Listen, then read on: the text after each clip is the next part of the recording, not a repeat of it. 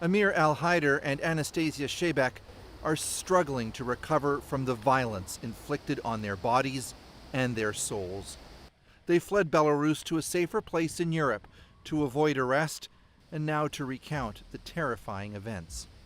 These special forces, they tortured all of us. I was preparing myself to be executed.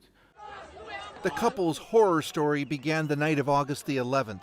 They'd been offered a ride home by some medics during a night of protests in Minsk.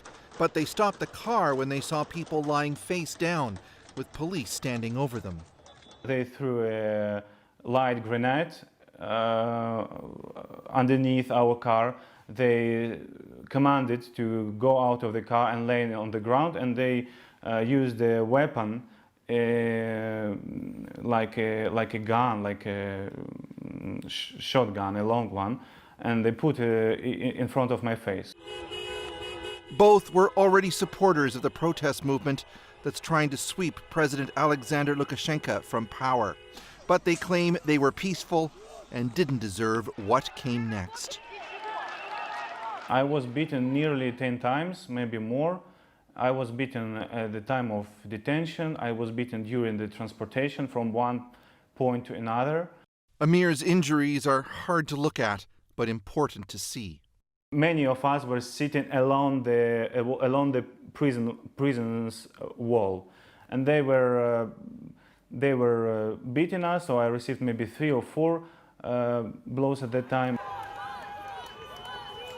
The violence has been inflicted at random, and women have not been spared, with sexual humiliation part of the tactics.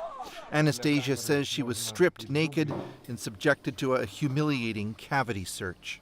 Вот эти 15 часов мне было страшно, что, вообще это полное беззаконие какое-то творится. Нас как будто бандиты взяли, куда-то похитили, и нас вывезут в лес и закопают просто.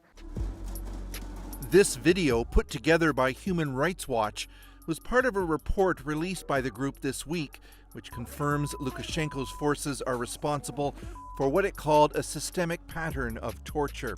The video features people with injuries that are hard to comprehend.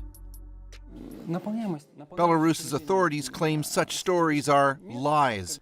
This is a state TV report where the reporter was taken on a tour of the same prison where Amir was almost beaten to death.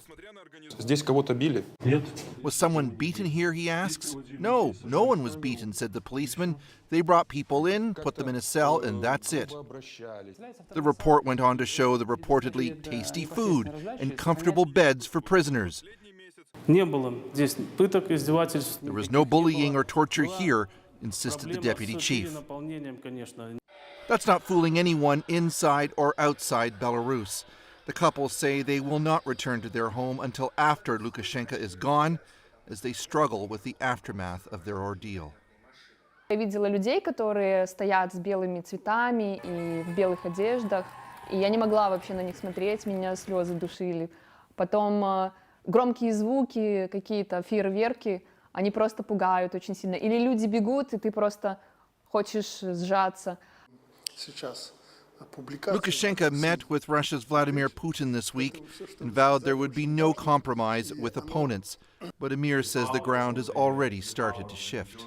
We are not the opposition, we are the majority now. And Lukashenko and his team, they are in opposition. And the only thing that helps them survive is weapons and violence and loyalty of policemen. Each weekend, the crowds in Minsk get larger, hardening the resolve of those who want change for their nation. Chris Brown, CBC News, Moscow.